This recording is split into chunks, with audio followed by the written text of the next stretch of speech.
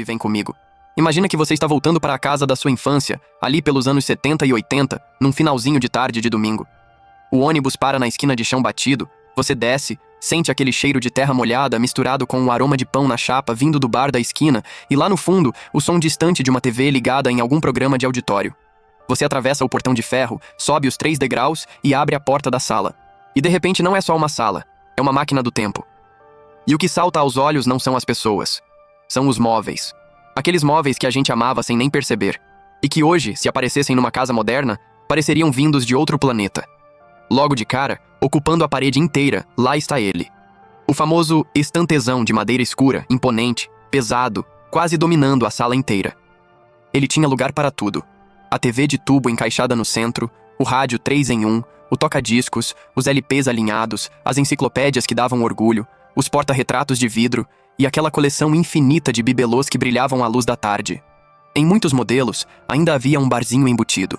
Um nicho espelhado onde dormiam garrafas que raramente eram abertas e copos que só apareciam nas visitas importantes. Aquele móvel era exagerado, grandioso, quase teatral. Hoje, numa sala minimalista, pareceria uma nave espacial estacionada no meio da casa. Mas naquela época, era sinônimo de aconchego, de cuidado, de casa de verdade. Era onde a vida ficava guardada. Em frente à estante, reinava absoluto o nosso trono diário, o sofá.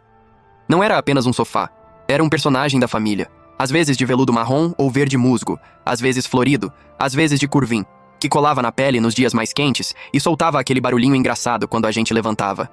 Era ali que todo mundo se apertava para ver novela, Jogo do Brasil, desenho de manhã, filme da tarde.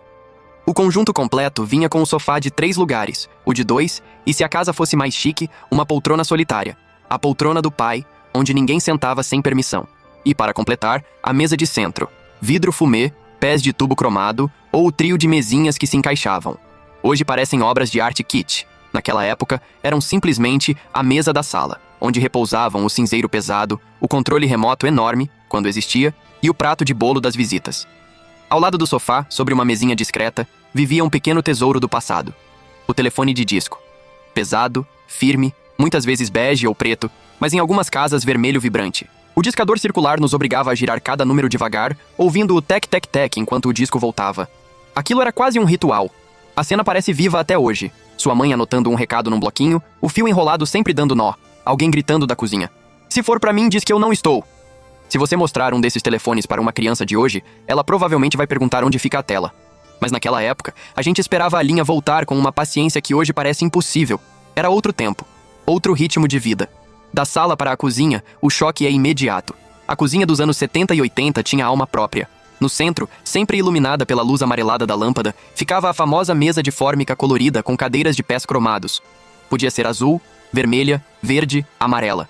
A fórmica permitia cores vivas que transformavam a cozinha num cenário alegre. As cadeiras rangiam quando a gente se sentava, o metal gelado tocando a perna, enquanto o rádio AM tocava músicas que marcavam o dia. Sobre a mesa, uma toalha de plástico transparente com desenhos de frutas, protegendo o tampo como se fosse um tesouro. Hoje, com cozinhas brancas e minimalistas, essa mesa pareceria até uma instalação artística. Mas naquela época, ela era o coração da casa, onde o café da manhã tinha cheiro de vida, onde o almoço reunia a família, onde a janta sempre vinha acompanhada de conversa. No canto da cozinha, havia outro personagem esquecido pelo tempo, a fruteira.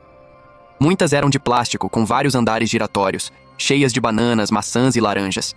Em outras casas, surgiam as famosas frutas de plástico, tão realistas que enganavam qualquer criança. Quantas bocas pequenas não morderam uma maçã brilhante, descobrindo tarde demais que era só decoração? Hoje, uma fruteira dessas pareceria coisa de filme, cenário artificial. Mas naquele tempo, era símbolo de cuidado, de capricho, de casa arrumada com amor. Voltando para a sala ou seguindo para a copa, muita casa guardava seu tesouro de ostentação, o barzinho. Um aparador ou estante menor, com tampo de vidro, espelhos ao fundo e suporte para taças viradas de cabeça para baixo. Algumas versões eram de madeira nobre, outras, metal cromado e vidro fumê, com um ar sofisticado e extravagante ao mesmo tempo. Era ali que moravam os copos da visita, o uísque que durava meses, os licores coloridos, as taças de champanhe que quase nunca viam champanhe. No Natal, era em volta dele que os adultos se reuniam para brindar, enquanto as crianças espiavam os salgadinhos. Hoje, quase ninguém tem um barzinho desses. Mas naquela época, ele era um palco silencioso dizendo: "Nesta casa, a gente gosta de receber bem." Subindo para o quarto, o clima muda. Mas os móveis continuam conversando com a memória. Em muitos quartos de solteiro, especialmente os de adolescentes, aparecia a clássica cama tubular de metal, com cabeceira e peseira arredondadas, às vezes pintadas de branco, às vezes em cores vivas que iluminavam o ambiente. Era um visual típico dos anos 70 e 80, combinando com os lençóis estampados com formas geométricas, personagens ou desenhos que pareciam ganhar vida à noite. Ao lado da cama, sempre presente, o criado mudo baixinho, de madeira ou fórmica, com uma gavetinha que guardava segredos e um nicho onde cabia tudo o que não podia ficar à mostra. Em cima dele, um rádio-relógio digital, com aqueles números vermelhos luminosos que pareciam coisa de ficção científica. O bip-bip insistente era o toque oficial das manhãs de escola, um chamado para acordar que marcava uma época em que ninguém imaginava um celular tocando ao lado da cama. Esse conjunto, cama tubular, criado mudo e rádio-relógio, hoje parece cenário de série retrô, mas para quem viveu, era o centro do universo. Era ali que dormiam diários, cartas de paquera, revistinhas e todos os tesouros que formavam a vida secreta da adolescência. Nos quartos de casal, um outro móvel que hoje seria considerado exagerado ocupava seu lugar de honra: a penteadeira com espelho triplo. Um móvel baixo, elegante, com o tampo cheio de frascos de perfume, pentes, escovas, cremes e aquela famosa colônia de vidro grosso que parecia mágica. O espelho triplo permitia ver o rosto de frente e de lado, e aquilo dava uma sensação de glamour que nenhuma selfie ou ring light jamais conseguiu reproduzir. Em muitas casas, a penteadeira vinha acompanhada de uma banqueta estofada, e o momento de se arrumar diante dela era quase um ritual. A mãe passando batom antes de sair, a filha pequena observando ao lado, imitando gestos, mexendo nas bijuterias com aquele cuidado encantado. Hoje, com móveis minimalistas, isso pode parecer dramático demais, grande demais. Mas, nos anos 70 e 80, era símbolo de cuidado pessoal, de vaidade saudável, de uma beleza que fazia parte da rotina, uma lembrança que volta como um filme silencioso. De volta à sala, outro detalhe quase obrigatório se impõe: a cristaleira. Um armário alto, elegante, com portas de vidro, revelando fileiras de copos, taças, travessas e pratos reservados para momentos especiais. A cristaleira era uma espécie de altar doméstico. Criança nenhuma podia tocar. Não mexe aí que quebra. E, de fato, só em ocasiões como Páscoa, Natal ou aniversários importantes, aquelas peças saíam do repouso para brilhar sobre a mesa. Hoje, em tempos de cozinhas integradas e menos louça para a visita, uma cristaleira repleta de vidros pode parecer exagero. Mas naqueles tempos, era um pedaço de orgulho da dona da casa, uma vitrine de memórias feitas de vidro e brilho. No cantinho onde ficava o som, outro móvel típico chamava a atenção: a pequena estante do aparelho 3 em 1. Não era qualquer rádio, era um verdadeiro centro de entretenimento. Toca-discos, rádio AM/FM e, com sorte, fita cassete. Tudo encaixado em uma estante compacta, às vezes com rodinhas para facilitar as festas improvisadas. Embaixo, os discos de vinil enfileirados como soldados, as fitas organizadas, os encartes guardados com carinho. Muitos móveis eram feitos especialmente para isso: acomodar o som, sustentar os alto-falantes, abrigar LPs e fitas que eram parte essencial da vida. Hoje, com músicas armazenadas em pequenos dispositivos, isso parece um templo de colecionador. Naquele tempo, era simplesmente o lugar do som, de onde começavam aniversários, tardes de dança e madrugadas gravando músicas direto da rádio, torcendo para o locutor parar de falar no começo da faixa. Voltando para a cozinha, surge um detalhe que parece pequeno, mas revela muito: o armário aéreo e o paneleiro. Muitos armários tinham portas de fórmica, puxadores marcantes e um estilo que hoje seria chamado de retrô. O paneleiro deixava as panelas penduradas à vista, prontas para o uso. Em outra prateleira, os potes de temperos coloridos davam vida ao ambiente. E sempre havia aquele armário de canto ou o balcão independente, onde repousavam o filtro de barro e o pote de açúcar. Hoje, com projetos de cozinha que tentam esconder tudo e deixar tudo impecavelmente liso, esse tipo de organização pode parecer caótica. Mas, para quem viveu, esses móveis guardam o som dos pratos sendo empilhados, o cheiro do almoço de domingo, o calor da cozinha cheia de vida. Na varanda ou área de serviço, um outro personagem, quase esquecido, completava o cenário: o armário de metal ou de plástico, com portas finas e um universo escondido por trás delas.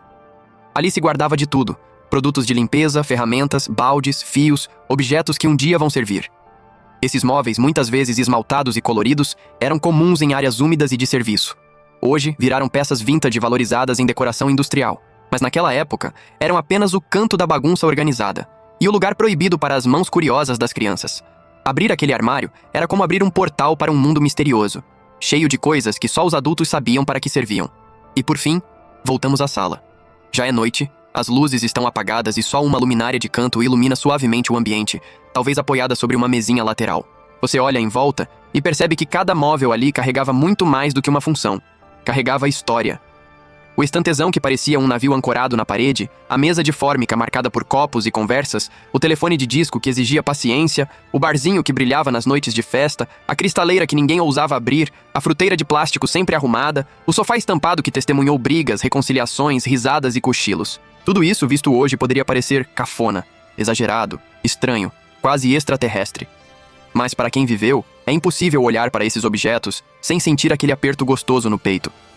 Talvez você ainda se lembre da textura do tecido do sofá encostando na pele, do barulho das cadeiras da cozinha raspando no chão, do clique do telefone de disco voltando ao lugar, do brilho das taças na cristaleira quando o sol da tarde entrava pela janela. Talvez se lembre do som do rádio-relógio despertando a casa inteira, da sua mãe se ajeitando diante da penteadeira antes de sair, do seu pai parado em frente ao barzinho arrumando os copos para receber uma visita. E talvez, agora, ao perceber como tudo mudou, você sinta uma lágrima quase escapando. Porque não é só pelos móveis. É pelas pessoas que estavam sentadas neles. É pela voz que ecoava da cozinha chamando para comer, pelas gargalhadas que enchiam a sala, pelas conversas ao pé do telefone, pelos segredos sussurrados no quarto. Os móveis dos anos 70 e 80 vistos hoje podem até parecer exagerados, antiquados, de outro planeta. Mas foram eles que moldaram o cenário do nosso primeiro mundo. E no fim das contas, o que dói de saudade não é a estante gigante, nem a mesa de fórmica, nem o telefone que demorava a discar. O que dói é a lembrança de quem nós éramos quando tudo aquilo fazia sentido. Se você ainda tem algum desses móveis guardado, ou uma foto em que eles apareçam ao fundo, talvez valha a pena olhar com carinho. Não como um trambolho velho, mas como uma cápsula do tempo. Porque de algum jeito, uma parte da sua história ainda está ali, silenciosa, esperando você voltar para visitá-la.